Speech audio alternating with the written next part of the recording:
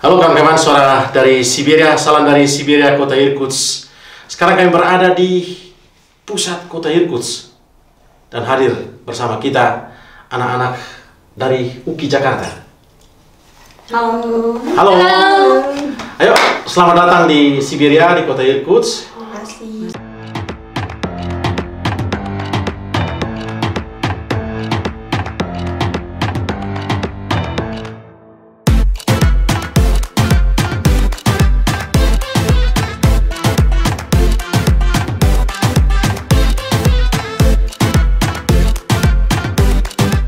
Ikuti cerita kami, suara dari Siberia.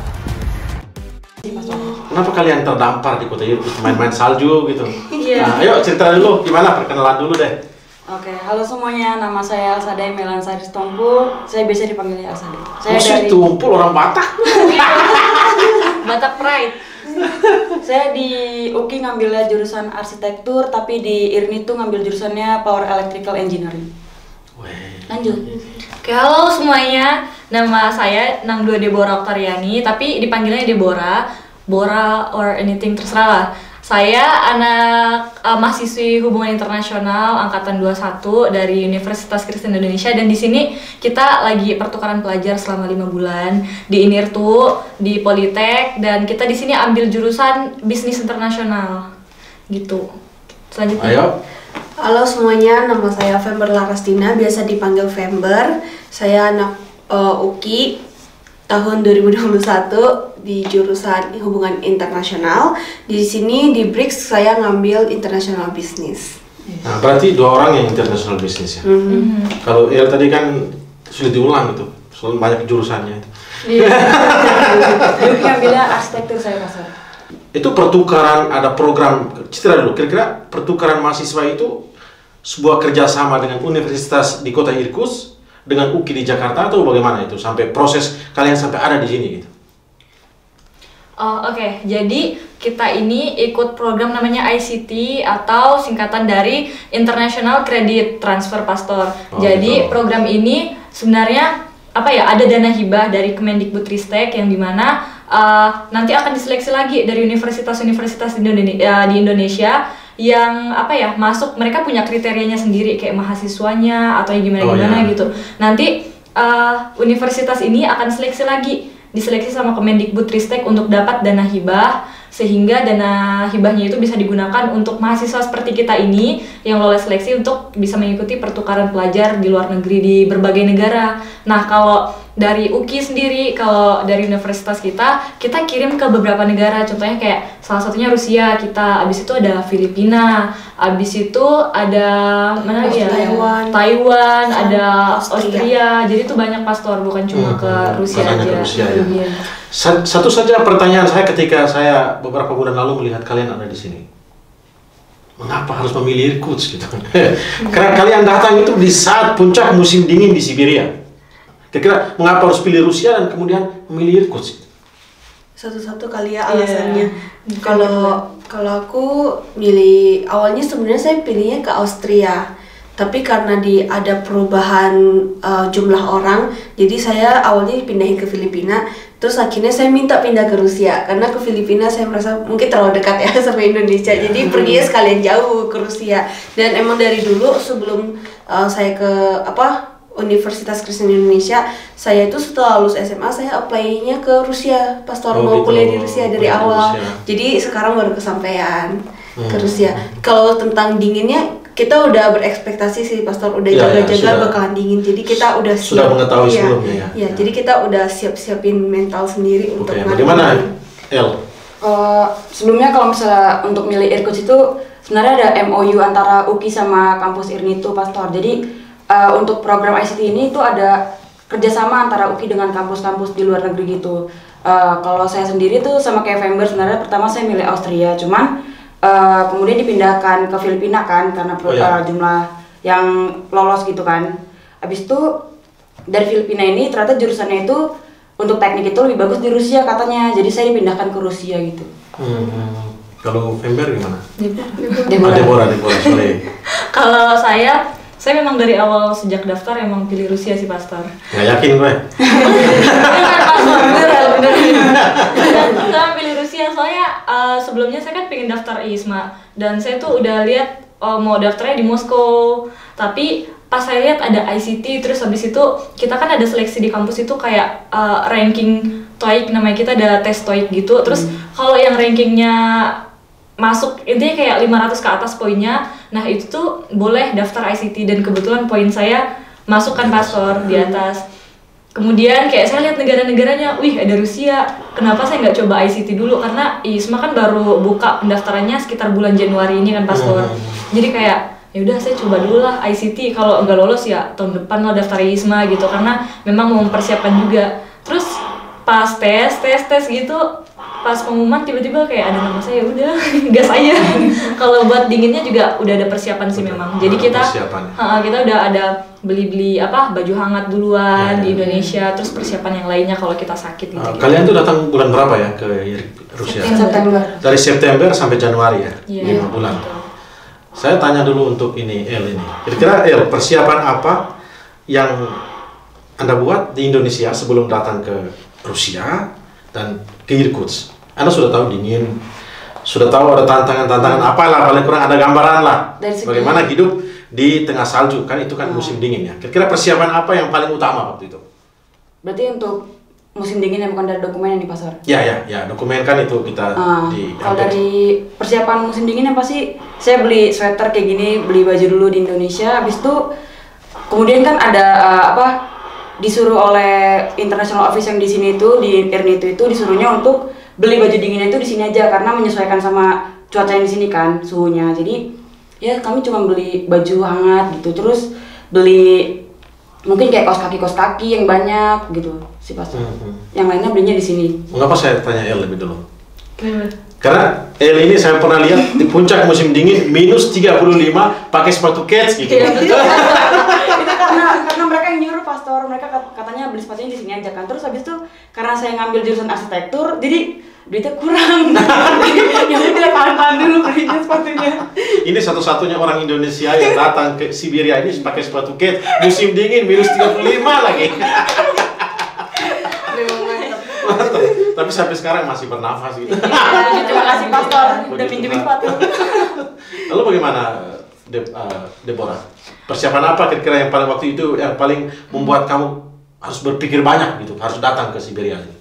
Kalau saya sih lebih ke obat ya Pastor, soalnya waktu pas di Indonesia saya itu mudah aduh nggak enak nyebutnya Pastor, mudah sakit aja deh, mudah mencret. Jadi kalau salah makan, saya itu perutnya agak sensitif kalau salah makan. Intinya cepet banget lah itu diare gitu kan Pastor. Sampai kemarin sempat keracunan cuma gara-gara salah minum jus. Jadi di Indonesia, jadi badan saya di Indonesia sensitif kan. Jadi saya di sini pas mau pergi saya beli kayak obat-obat diare, kayak Enterostop, Diapet gitu-gitu. Saya lebih ke situ sama obat mah karena saya tahu keuangan mahasiswa, jadi obat mah dulu masuk baru ngasih. Terus kalau yang lainnya kurang lebihnya sebenarnya hampir sama kayak Elsa Day. Kita persiapkan beli baju hangat dulu, abis itu beli banyak sweater sama kaos kaki. Tapi untuk sepatu dan yang lain-lain ini tuh kayak lebih menyarankan untuk di Rusia. Gitu. Kira-kira setelah sampai di sini ya, tadi kan persiapan pertama itu obat.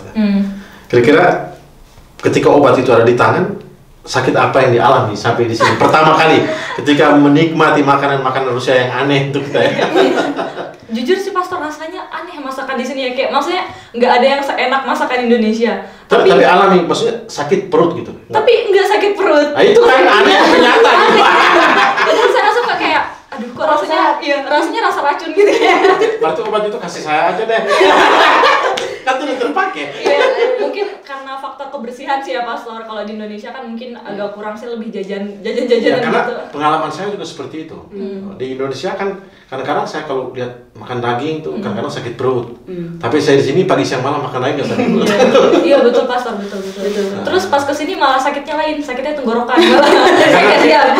Tenggorokan itu saya tahu alasannya kenapa. Karena kita buka dada kalau jalan. Di ini kan terbuka, harus ditutup dong. Kan angin, musim dingin. Betul. Kalau Fember gimana? Persiapan apa yang pokoknya yang membuat Fember waktu itu cemas untuk datang ke sini? Baju sih Pastor. Oh baju. Ya jadi saya kan memang dari Indonesia punya banyak baju kayak gini kan, saya bawa semuanya. Terus kayak dari gereja yang di Indonesia juga saya dikasih sepatu boots tuh, ini dari Indonesia Pastor. Jadi sampai sini saya nggak beli lagi.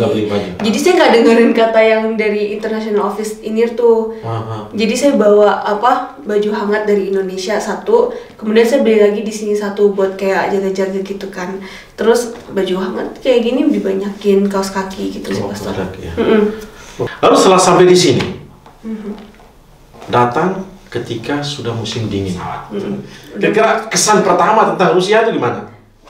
Ketika keluar dari pintu pesawat, langsung keluar dari pintu pesawat, oh begini, gitu. Langsung kesan pertama.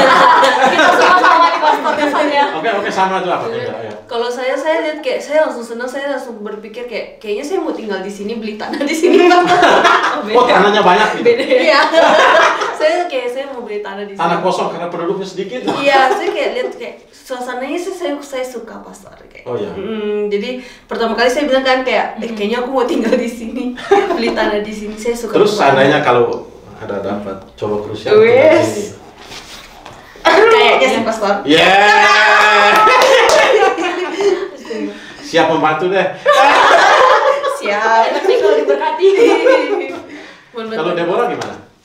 Kalau saya sebenarnya agak culture shock sih sebenarnya saya Pastor, karena yang saya harapkan pas saya datang tuh sebenarnya kayak kita kan dari kayak the capital city of Indonesia, Jakarta ya, semuanya kayak udah modern, kayak metropolitan, semua kendaraan transportasi bagus, gedung-gedung tinggi. Terus pas pertama kali sampai kayak maaf ya kayak bandara Irkutsk ini, kita kan langsung ke bandara Irkutsk, nggak ke Moskow dulu. Jadi pas kita sampai kayak ini bandara gitu. Terus kita langsung, wah kok kayak zaman penjajahan gitu Pastor, bangunannya kayak gini. Terus habis itu pas buka pintu pesawat kan, kita masih musim gugur waktu itu. Ya, musim gugur. Jadi kayak masih pakai jaket biasa sebenarnya. Cuma yang bikin paling kaget itu karena bangunan, terus kayak jalan-jalan, terus transportasi kayak bis-bisnya itu kok kayak saya, aduh kok gini gitu. Itu masa lebih parahnya ini pas kita sampai ke dorm.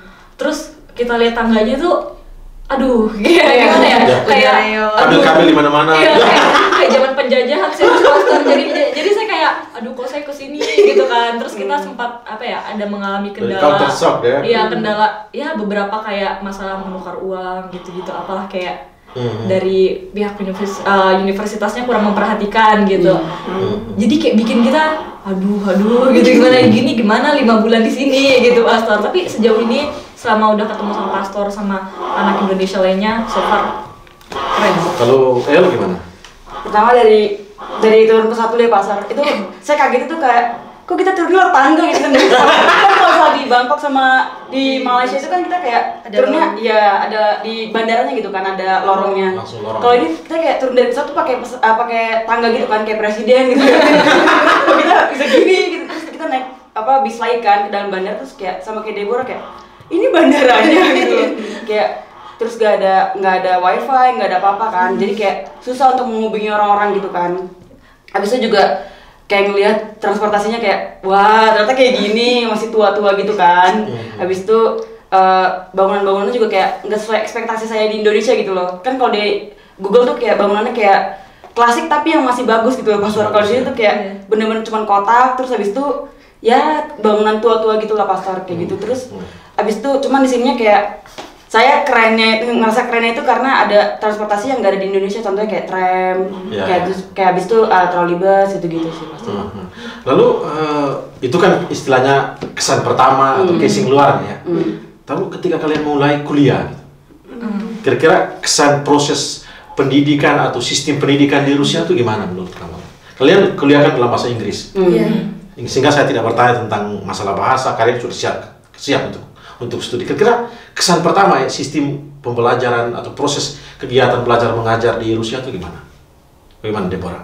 Pas kesini mulai sama sistem yang baru, terus sistem penugasannya itu setiap minggu ya hampir mirip lah dengan di Indonesia. Cuma kita harus ada kayak website namanya Moodle. Kita harus kumpulkan di Moodle. Jadi kita dibikinin sama kampus itu email baru atau apa-apa. Kampus di sini ya? Iya, cuma kendalanya itu lagi kita nggak bisa akses.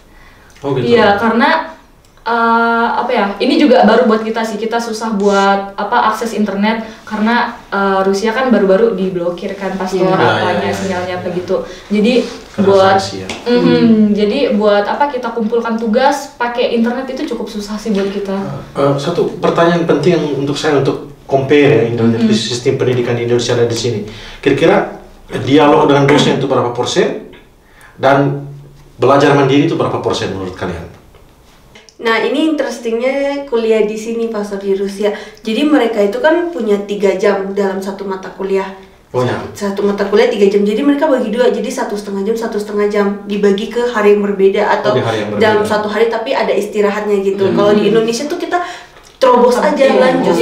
Jadi kayak kita tuh bosan di kelas lama gitu. Tapi kalau di sini tuh dibagi, enaknya tuh dibagi misalnya satu mata kuliah ini ada Selasa sama Rabu. Jadi tuh kita kayak nggak merasa lama tapi atau bosan. 3 jam ya? Iya, tapi jumlahnya 3 jam. Nah, dari situ tuh dosennya bagi lagi. Ada yang namanya practical class sama teori class. Nah, jadi pasti teori dosennya jelasin dari awal sampai akhir, tapi dia ada bawa kita diskusi gitu-gitu.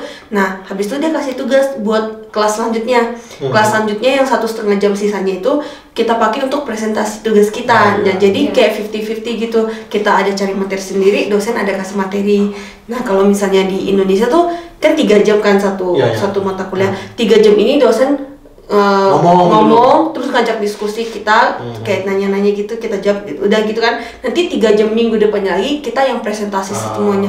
Atau kayak dia cuman berapa pertemuan dosen ngomong, pertemuan sampai akhirnya mahasiswa yang presentasi. Biasanya kalau sistem di UKI kayak gitu. Tapi kalau di sini tuh kayak rata bagiannya. Iya, jadi enak. Jadinya nggak bosan, cepat bosan. Nggak jenuh gitu otaknya. Jadi menurut saya lebih enak sistem yang kayak gini sih pasti. Pantas mau tinggal di sini. Iya. Ini kan hukum internasional. Kalau yang arsitektur gimana? Saya di sini ngambilnya kan elektro, Pastor. Elektro. Tapi di Indonesia kan saya ngambil arsitektur tuh kayak sistem tugasnya itu dikumpulnya waktu UTS sama UAS aja. Kalau di sini tuh kayak tiap minggu gitu kan. Jadi saya harus adaptasi lagi untuk sistem yang baru gitu kan. Terus juga kumpulnya di Moodle, jadi kayak kadang telat infonya masuk gitu loh. Jadi kadang telat ngumpul atau apa kan karena nggak ada notifnya kan kalau di Moodle lewat website gitu kan, Pastor. Abis itu kalau di Indonesia itu saya kuliah itu dari pagi sampai sore, cuma istirahat sejam aja gitu kan. Terus di sini tuh kayak 1,5 jam kayak kok cepet banget ya kuliah, kayak main-main doang gitu kuliahnya gitu kan. Abis itu kalau di sini enaknya itu kelompoknya itu nggak banyak anggotanya, kayak cuma berdua terus presentasi gitu kan, atau presentasi cuma sendiri. Kalau di Indo kan bisa sampai 5 orang, bisa sampai 6 orang satu kelompok gitu kan. Jadi menurut saya lebih intimate aja sih gitu. Lalu suasana belajar di kelas itu gimana? Kalau saya jujur bahasa Inggrisnya kadang saya nggak ngerti karena ada aksen Rusianya atau kadang ada yang miss gitu kan. Jadi tapi suasananya enak sih, kayak semua orang tuh memperhatikan dosen gitu, nggak ada yang ngobrol, atau kalau ngobrol tuh kayak cuma sebentar habis itu memperhatikan lagi gitu. Kalau di Indonesia kan kayak ada yang main HP, ada yang ngobrol-ngobrol lama gitu kan. Jadi ya lebih fokus aja sih, Pastor. Oke, itu tentang kalian belajar di sini ya. Lalu ini sebentar lagi kalian akan pulang ya. Kira-kira setelah tadi kan kesannya saat datang gitu. Kira-kira pas mau pulang nih kesan baru apa yang kalian peroleh? Ada senang, ada sedihnya sih. Iya, pasti ada senang, ada sedihnya. Bagaimana? Kita bicara yang senang dulu deh. Senangnya tuh kita ketemu orang-orang seru, orang-orang asik, orang-orang baiknya tuh di ujung-ujung kayak gini kan. Kayak nyaman sama Pastor, kayak di bawah jalan keluar itu pas kayak Desember sekarang gitu. Yang awal-awal tuh kita kayak kosong gitu kegiatannya. Jadi kayak sedih sih kalau misalnya harus ditinggalin. Tapi senangnya kita bisa makan nasi Padang di Indonesia. Dikit lagi makan. Terus dengan orang Rusianya gimana? Studi-studi di Rusia gitu. Sebenarnya murid di Rusia gini juga sama sih sebenarnya kayak kita. Kayak kalau kita nggak approach mereka, nggak datengin mereka juga nggak datengin kita gitu. Jadi kita yang biasanya duluan kenalan sama mereka sih. Mungkin karena mereka entah itu malu atau takut juga kenalan sama orang baru kan. Terus kendala bahasa juga sih, Pastor. Kayak Inggrisnya tuh patah, tapi beneran patah gitu, Pastor. Itu kan istilahnya apa ya? English broken. Iya. Gitu. Jadi kayak kita ngomong apa mereka ngertinya apa gitu. Jadi kadang kayak banyak hanya di sini. Tapi serunya kita bisa belajar bahasa Rusia. Itu. Lalu bagaimana? Kalau Deborah bagaimana? Kira-kira setelah 5 tahun berlalu, 5 bulan. 5 bulan juga. Ini ada tanda-tanda ke depan ini. Setelah 5 bulan nih berlalu, kira-kira hal apa yang paling terkesan gitu, yang menarik? Kalau saya sih sebenarnya apa ya, lebih ke apa ya, sifat apa ya, behavior orang-orang di sini Pastor, karena jujur aja dari apa sifat kita orang Indonesia kayak apa ya, Asian value kita tuh kan sopan, kalau ketemu orang senyum ramah, kayak apalagi sama orang asing kita kayak halus, sopan, ramah lah gitu kan, kayak sebagaimana orang Indonesia. Dan waktu pas pertama kali kesini kayak langsung dibentak-bentak gitu, kayak suaranya nyaring gitu kan, terus saya aduh gitu, apalagi saya jarang dibentakkan Pastor, jadi kayak saya aduh. Terus kenapa? pas dosen itu tutup pintu tuh gimana? Waduh, ini kebiasaan orang Indonesia. Aduh, ini buruk sih Pastor. Kadang saya sampai kesel karena kita tidur tuh kadang kebangun dan nggak bisa tidur lagi. Mereka kayak bener-bener berhenti gitu, kayak seolah apa ya, saya ini ada salah gitu. Makanya. Terus abis itu kalau buat senang-senangnya bahagia sih Pastor, kayak kita bisa apa ya, nikmatin 2 musim sekaligus, musim gugur sama musim salju itu kan jarang kan kita kalau datang ke satu negara, biasanya kalau liburan kan langsung winter aja. Nah ini nih, iya kita bisa belajar apa ya, ilmu baru yang nggak kita temuin di Indonesia, karena jujur aja ini nggak linear sama ilmu yang saya pelajari di Indonesia. Kemudian musim ini pastinya nggak akan ada di Indonesia, musim salju kayak gini. Kemudian orang-orang kayak Pastor, gimana ya kalau kita ketemu sesama orang apa ya, diaspora. Orang-orang Indonesia yang di luar negeri, itu terasa kayak saudara Pastor. Walaupun kayak dari manapun kayak langsung weh gitu. Wah, kamu dari mana? Dari Indonesia ya, langsung deket gitu. Jadi itu sebenarnya perasaan senang yang bikin kita nyaman di sini itu Pastor. Terus gimana? Kalau dari saya jujur kayak hampir 180 derajat kebalikan dari kesan pertama Pastor. Ya. Karena setelah kita kenal lebih dalam sama orang Rusia itu, ternyata mereka baik gitu loh, bukan yang kayak kan kalau di Indonesia kita mikirnya kayak orang Rusia itu pasti kayak galak, terus kaku gitu kan, kayak mukanya marah terus gitu kan, tidak pernah senyum gitu kan. Habis itu setelah kesini kayak ternyata ada orang-orang yang baik gitu loh, apalagi di gereja kan, kayak semuanya langsung peluk-peluk gitu kan, habis itu ditanyain pelan-pelan, halus gitu. Terus hampir meranjak untuk pulang itu justru kita nemu keseruannya, justru contohnya kayak kemarin tuh kita baru ada acara dari gereja gitu kan, makin dekat sama remaja-remaja yang dari Rusia, kayak ternyata mereka seru juga gitu loh, bisa diajak untuk main gitu. Karena kan kalau di kampus jujur aja saya kayak kuliah pulang karena nggak bisa bikin teman gitu di sana kan, karena mereka ada circle sendiri, saya juga kok saya didiemin gitu loh. Saya anak pertukaran, tapi saya harus datang sendiri gitu ke kelasnya, nggak dianterin, nggak ada apa-apa, nggak ada perlakuan spesial gitu kan. Jadi kayak yaudah saya diem doang, nggak diajak ngobrol, yaudah saya diem doang gitu kan, belajar pulang. Tapi justru ketemu temennya itu di luar kampus, kayak di gereja, karena ada pastor juga sih. Lalu di akhir-akhir masa kalian tinggal di Irkutsk, Siberia ini, kira-kira hal apa yang membuat kalian sepertinya ingin nanti hal itu harus diulang lagi gitu, yang tidak akan dilupakan dan kalian pingin ayo ulang lagi kok, harus datang lagi dan lihat lagi gitu. Hal apa? Apa ya? Kalau kuliahnya sih enggak gitu. Kuliahnya enggak? Ya sebenarnya setiap momen di sini saya pengen ngulang lagi Pastor, karena seseru itu kan, karena menemu pengalaman baru yang gak ada di Indonesia, apalagi kayak kegiatan gereja bareng-bareng sama orang-orang Rusia, kayak padahal kita nggak ngerti bahasa tapi kita ikut gitu loh. Saya kan kita kan bahasa cinta itu bahasa yang nggak perlu dijelaskan. Satu di dalam Tuhan kita. Tapi saya seneng banget sih Pastor, kayak di acara gereja gitu, karena lebih kerasa aja gitu kebersamaan. Jadi itu yang paling menarik buat saya. Dan ketika pertemuan kemarin anak-anak muda itu kan dari lima negara gitu, campur dalam satu kelompok kecil. Dan setiap orang itu, baru saya lihat untuk orang Rusianya ya, mereka berjuang untuk menggunakan bahasa Inggris gitu. Iya. Ada yang sebelumnya diam, nggak bergerak, mulai berjuang untuk ngomong bahasa Inggris dan goyang sama gitu. Iya. Terus Deborah punya gimana? Pengalaman apa yang membuat Deborah pinginnya harus diulang lagi gitu? Kalau saya apa ya, pas udah apa ya, waktu-waktu mau masuk musim dingin, karena saya kan ulang tahun nih. Jadi ternyata enak sih ulang tahun di Rusia, Pastor. Makan apa waktu itu? Ya, kita masak makan Indonesia. Iya. Masakan Indo. Abis itu musim dinginnya sih. Terus kalau kegiatan di musim dingin tuh agak padat soalnya kita kan jadi ngerasainnya seseru itu. Terus kita lebih banyak kumpul pas di musim dingin. Terus ada satu sih yang nggak akan pasti bisa keulang lagi kalau di Indonesia. Yeah. Saya sekamar sama Elsa. Ingat ya Dep, kita pernah bersama. Iya. Itu sih Pastor. Terus apa ya? Yang pengen saya ulang juga salah satunya ke Baikal sama Pastor. Iya.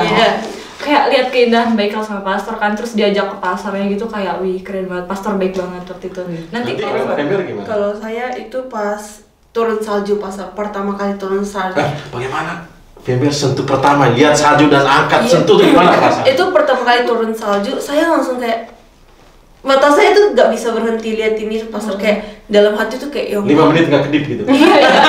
kayak apa, ciptaan Tuhan tuh indah sekali gitu pasar, kayak cantik banget pas pertama kali turun salju. Itu kan masih belum tebal, masih ada coklat-coklatnya gitu. Tapi itu kayak udah cantik banget pasar. Terus saya hari pertama turun salju tuh saya keluar cuma pakai celana pendek, sendal jepit.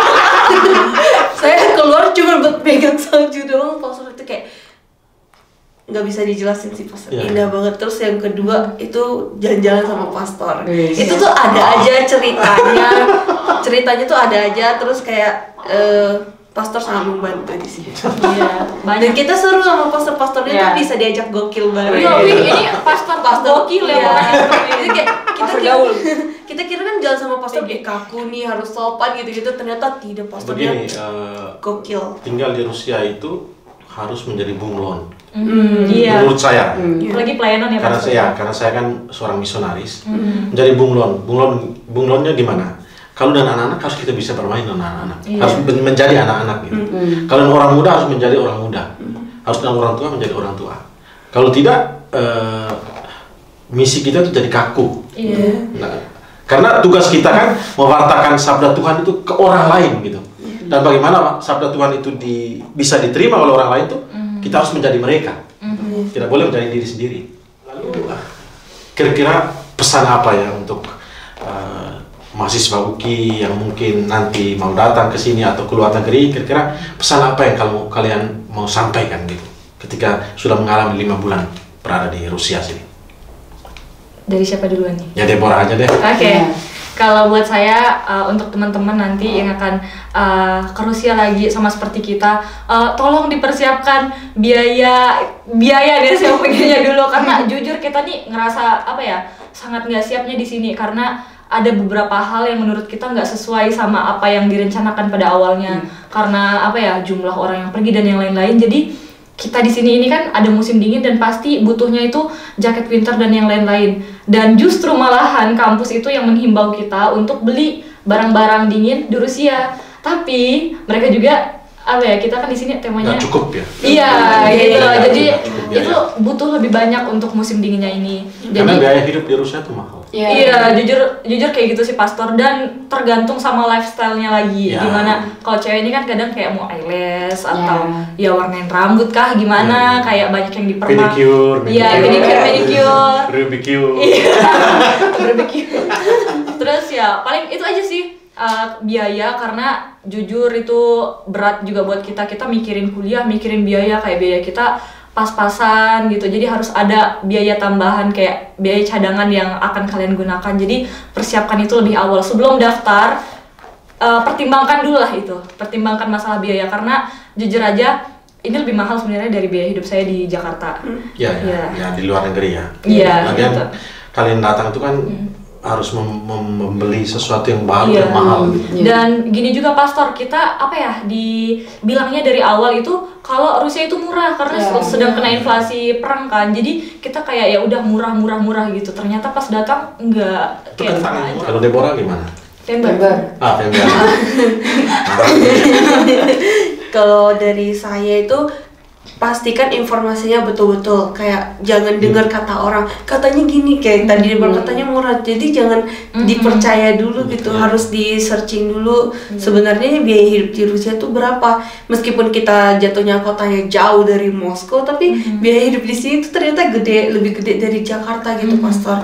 Kemudian yang kedua, jangan lupa untuk kayak apa ya, kayak tadi pastor adaptasi dan jadi bunglon gitu. Jangan mau jalan sendiri aja. Soalnya kita di luar negeri kita butuh orang kan. Jadi siapkan diri untuk bisa bersosialisasi sih pastor.